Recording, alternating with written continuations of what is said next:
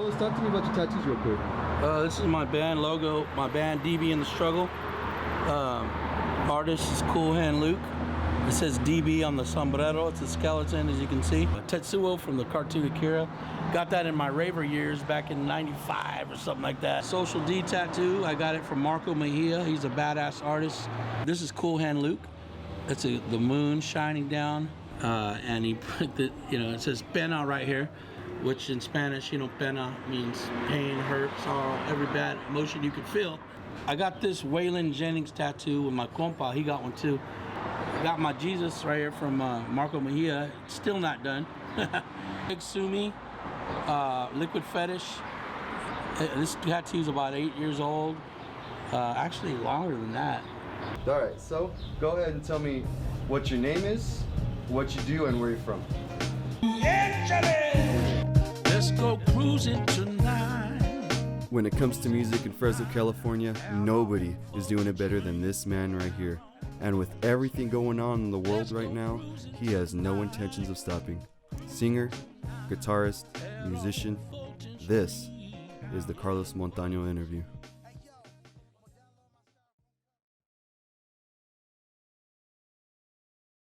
My name is Carlos Montano. I'm from Fresno, California, and I'm a musician and artist. Okay, and so where are we at today? We are at El Cochinito Contento, right here in the Tower District. This is one of my favorite places to eat. When I was real young, I lived on the west side, and my grandpa was a farm labor contractor. Okay. So we lived in a labor camp, a campo, on the west side, man. Wow. All the family lived there, like my cousins and their families, and my grandma's brother and his family, and we were all family, bro, all together. And so we were always, to me, that's some of the happiest times of my life. When I was young, very young, I always was intrigued by music. And I get that from my dad's side of the family. But ironically, I didn't know anybody, I didn't really meet my dad till I was about 9. I remember I'd be by myself. My grandpa had buckets, right? And it would be like in the evening, like 5 or 6, the sun's going down and nobody was around, and I'd just play those buckets like they were drums, Okay. And at the time I was a young kid, but that's when like rap was starting to really hit. Plus growing up, all my uncles, some of them were lowriders, they always, so I was listening to oldies from the 60s and shit when I was like 6 years old, 5 years old, And so it always influenced me. What was the push that made me really want to get into music was when I was 10 years old, I got hit by a car. Wow. On the west side, right on the west side, right there by West Roy on Fig, on the west side. And I was put in a coma, and it was crazy. How long were you in? I was in a coma for, I believe it was about 2 months. It was a trip because when I came out, I was in it's not like you just wake up and it's like I was there, but I wasn't there. It's kind of like in the morning when you wake up and you're all groggy and you're there, but you're really not there. There's a doctor talking to me. I see his lips moving, I can't hear him. And then all of a sudden I hear his voice. And then his words are starting to make sense. He's like, your name is Carlos, you're 10 years old. You have a mom, her name is Gloria, and a grandma, her name is Rosa. And my mom and my grandma are right there by him. And then I go, yeah, that's my mom. I'm thinking, oh, yeah, that's my grandma. It was weird, dude. Doctors and everything would tell me, you should have died. You're lucky to be alive. They would tell my mom I would never walk and talk again, bro. And it was like a miracle. I was kind of like an at-risk youth, you know what I'm saying? Like I didn't have my dad around, and I was always into the church, ever since I was 10 and, I didn't die. I lived through the coma. We still kept going to that church. Okay. Well, that's where I first started to really like jam with the band, with the bad organ player, man, and our piano player, Pastor David Guzman. He had he was a music major in piano. He majored in piano, and he graduated. He had his BA, and he was awesome. And I learned from these guys. They taught me stuff, man. They're the ones that really influenced me on my early understanding of how to play music. Eventually, as I got older, I became the praise and worship leader for my youth group. And when they saw something in me and had faith in me, it made me feel like, wow, I think I can do something, Yeah, okay. So that was kind of like The next day, Carlos invited me to his band's first gig since the shutdown. And even after listening to all of his music online, I was still not prepared for the crazy show that was about to take place.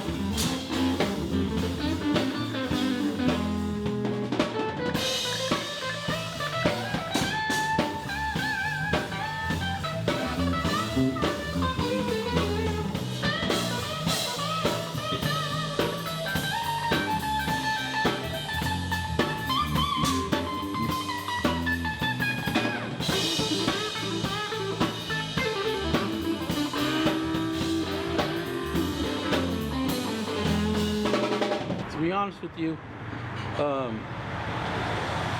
something that sparked something in me was La Bamba, the movie La Bamba. Okay. You know, Richie Valenzuela, da-da-da-dum, da-da-dum, da-dum, and then oldies and stuff, and oldies, La Bamba, oldies, Sabor a Mi, I learned the melody for that. I guess Chicano oldies would probably be a more direct name for what I grew up on, you know. Songs like Duke of Earl, Daddy's Home. Tell me more about the Chicano oldies. Late 50s, 60s, you know, that, even 70s, man, it kind of evolved. Those Chicano oldies, you know, like La La La means I love you, Daddy's Home, it's Thin Line Between Love and Hate, you know, those are jams that I heard since I was a little kid, man. I had a primo, man. I had a cousin. He always would give me music. Even back then, he gave me an 8-track, bro. An 8-track. What does an 8-track even mean? Or what An does it look 8-track. like? It's an old. It's, you know, it has 8 tracks on it. It was a big piece of plastic, and he used to have an 8-track player. You stick it in there, and you can listen to 8 songs. That's it. So yeah, no, he influenced me with that. And then later on in life, my cousin Champ, he gave me that, and that got me started on the oldies tip. Fast forward years later, and I'm just starting high school, and he gives me this time it's a CD. He's like, hey, primo, and he gives me a CD. Well, this time there's like 15 songs on there or something. All these down-ass, like, Chicano oldies, bro. And this, my primo just got out of prison. He was like, ¿sabes qué, primo? Check this out. Boom, he gave it to me. I started learning those songs when I was in high school. And then I remember being in high school, and I would be singing, like, Sad Girl or something. Sad Girl. Because I used to sing in between classes. I would sing those songs, and then somebody my age, a lot of people, they'd be like, they knew the words. You look so sad. Or a girl would be like, oh. Everybody grew up with oldies, you know what I'm saying? So we kind of struck a similar bond. Although we were still listening to like NWA, Second to None, AMG, RBL, Posse, all that shit, you know, Dr. Dre, all that. We were still listening to that, but we still had our oldies, you know what I'm saying? Getting drunk, take your shots, get drunk. We're having a good time, y'all. There ain't no COVID up in this motherfucker.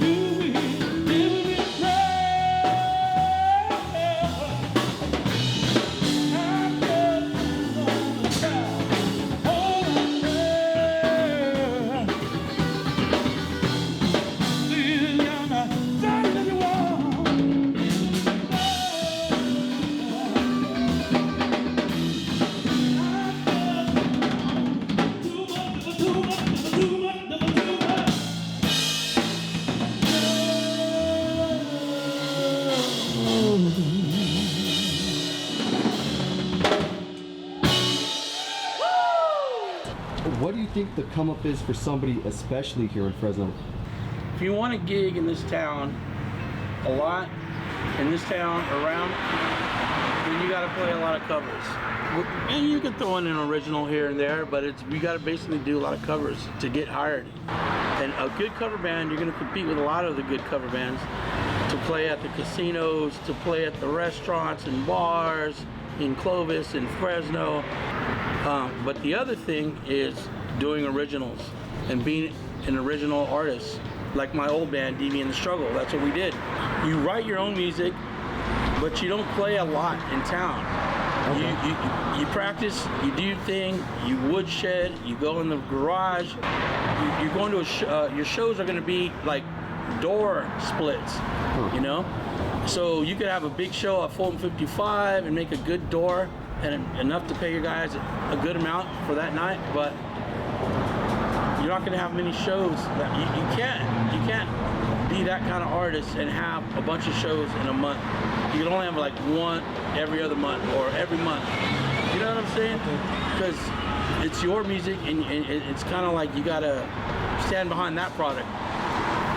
When you do covers, you know, people easily recognize them. They can be eating dinner, and that's the kind of places you play at, restaurants, where sometimes people aren't necessarily there for the band. A lot of times bands have draw and they get people there, but it's something where you don't got to pay at the door. You know what I'm saying? And you're gonna hear a band playing all these top 40 hits or whatever their genre, their niches. You know what I mean? I know with this whole cover band thing, and there's so much competition in this town, man. Everybody just wants to have a gig. Everybody's willing to, you know, do whatever it takes to take your gig if you got one, you know. And it's kind of a backbiting thing, and it's petty, but it's the way it is. And I don't see a whole lot of unity in that sense, but at least in the other thing where you're doing original music, people gotta, you know, support each other, man. We have all, I really believe that we have all that we need here to make a very like potent scene, a movement, you know what I'm saying? We have so much talent, we just need something to kind of like set it off. And it's a perfect time for Fresno to step up and let their voice be heard, you know what I'm saying? As a scene. Because right now, I feel like we're like a low self-esteem city, you know, like we feel like we're not LA, we're not the Bay, we're just stuck in the middle. I think we got an identity crisis, and we need to just take the bull by the horns and just go with it, man.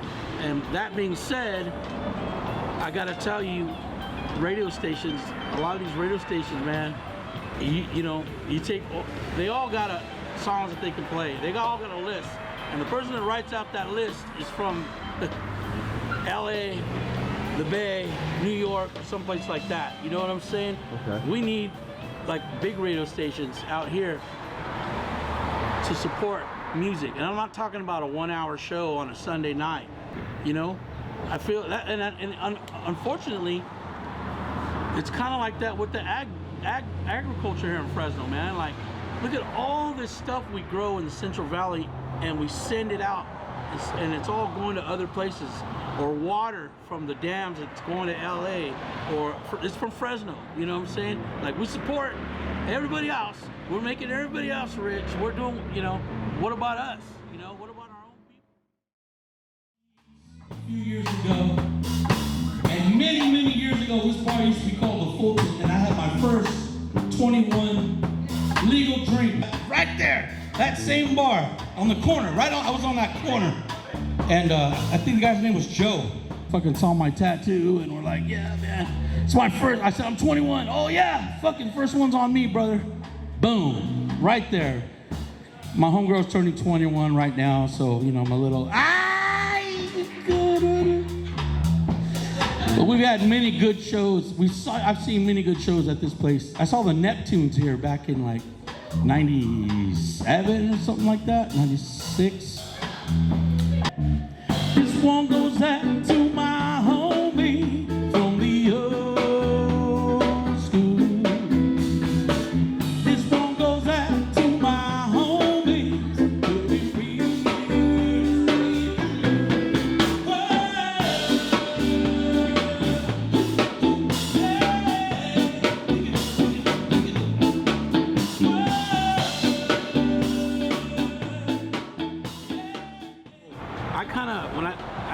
homie song like 12 years ago, man. And when I first wrote it, it was a ska jam. You know, I was in a reggae rock band, so we did it ska version, but it had that old school feel.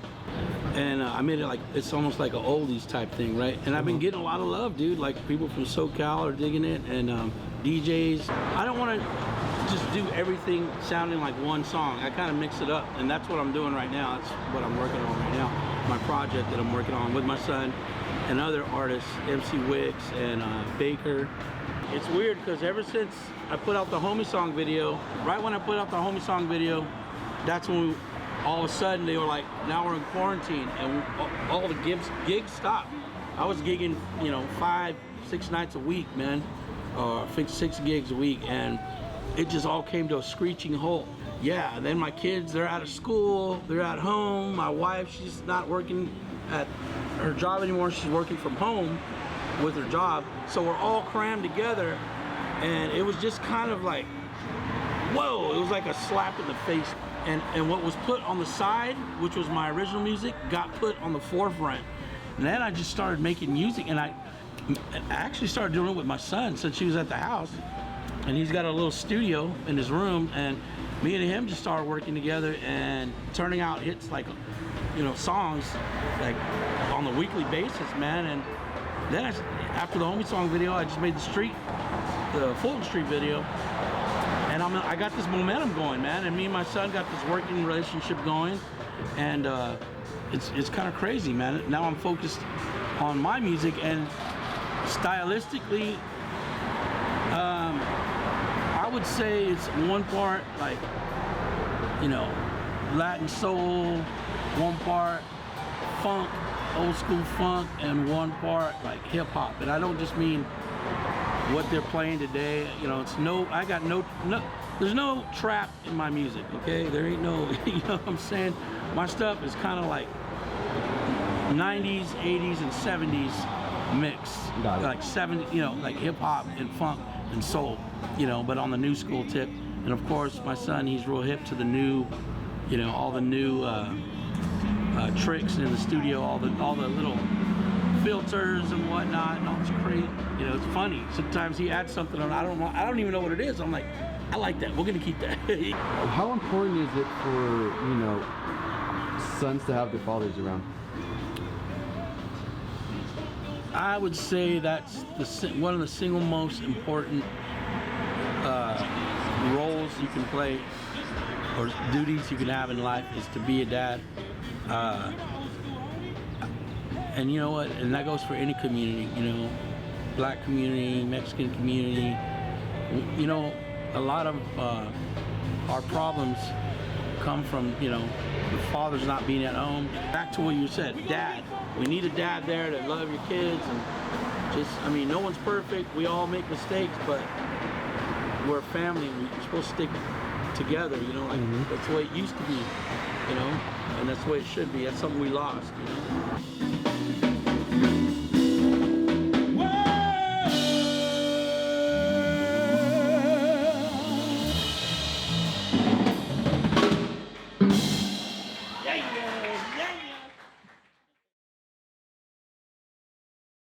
What I think about society and what's going on is that people are just tired of the injustice. They're tired of the stranglehold. You know, I didn't mean to throw that in there. Go ahead. The stranglehold. I mean, that's basically what they got on some of these minorities. You know, black folks, Mexican folks, and yes, Black Lives Matter. Black Lives Matter, and Mexicans should be united with black folks right now. Asians, we need to come together, and I got nothing against white folks, man. I got nothing but I got homies, good friends that are white. As for the Mexican folks, the Mexican community, my raza, sabes que, I think we need to have open our broaden our horizons. You know, there's a lot of racism still in our community as a raza, towards black folks even. And I think we kind of need to put that down, you know. Not me personally, but I know a lot of folks out there that are like that in the Mexican community, and we need to come together, you know. We need to we need to realize that we're all in the same boat. You know what I'm saying? And the strength in numbers. I don't mean to quote Montano from Blood In, Blood Out, but I will. He goes, blacks and Latinos killing each other. That's what they want. He goes, once we get together, they don't run shit. You know what I'm saying? Yeah. So I'm saying unity, man. Mexicans, blacks, you know, Asians, and the cool white folks. Probably the majority of white folks out there that are really just want to coexist and live peacefully. You know, it's just there's another group of folks out there that do not. They want to keep that stranglehold on they want to keep us down. Right. But you know what? The times they're changing, and whether you like it or not, change is going to come. You know what I'm saying? Feel that?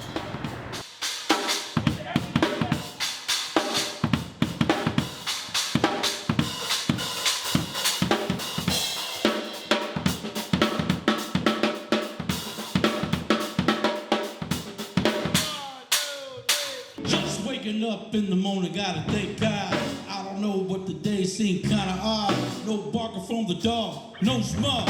Mama cooked the breakfast with no haul. I got my grub on, I didn't pig out. Finally I got a call from a girl, we're trying to dig out. Put it up for later, rest I hit the door. But will I live another 24? I gotta go, cause I got me a drop top. If I hit the switch, I can make the ass drop. Had to stop at a red light, looking in the mirror, not a jacket for the sight. Spark turn into the lane, love can't burn once again. Well, I know you know, whenever you call me, girl, I'll be there.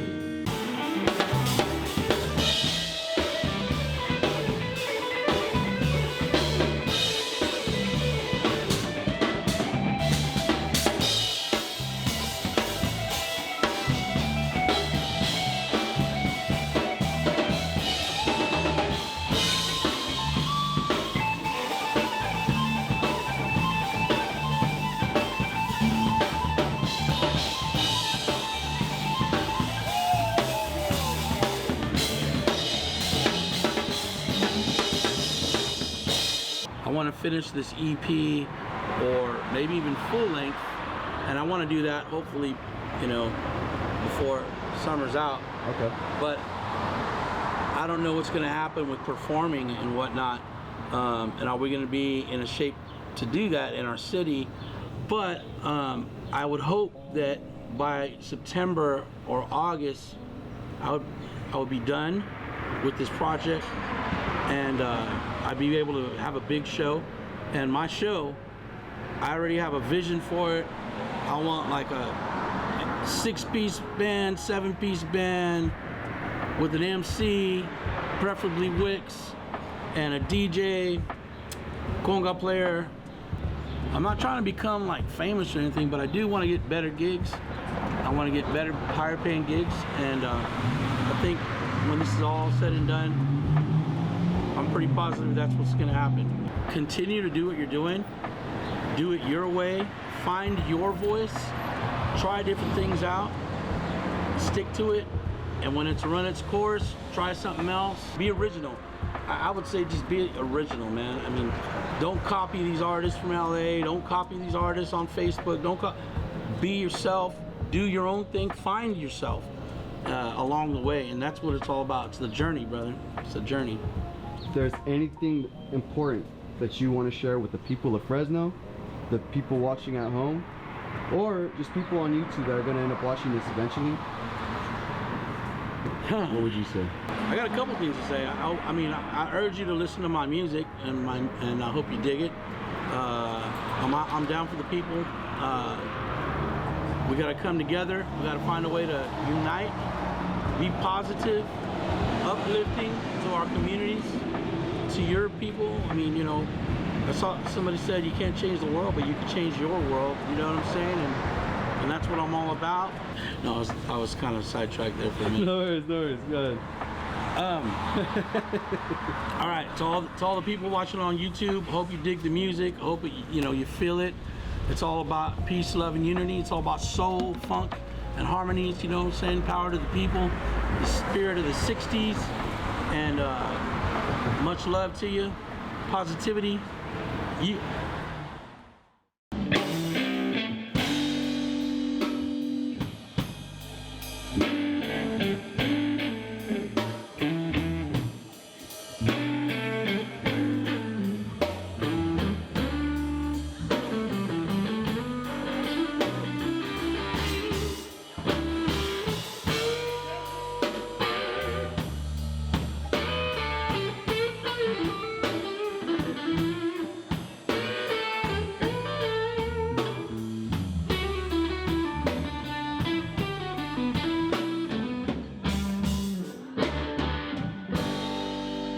Used to spend my night down in the bar room. Nigga, what the only love I know.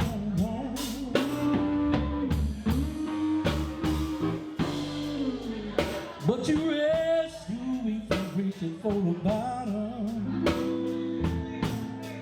Brought me back from being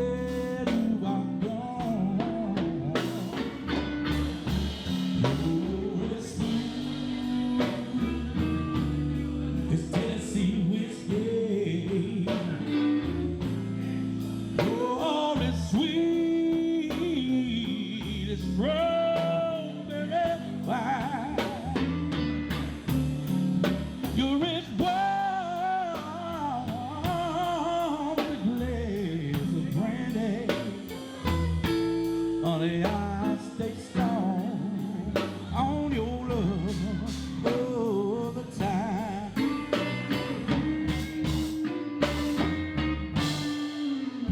I used to look for love in all the same old places.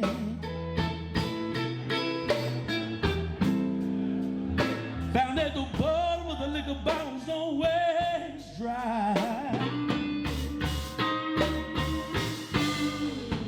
But would you pour out your heart and waste it? And there ain't nothing like your love, so give it high. You're as sweet as Tennessee whiskey. You're as sweet as strawberry wine. You're as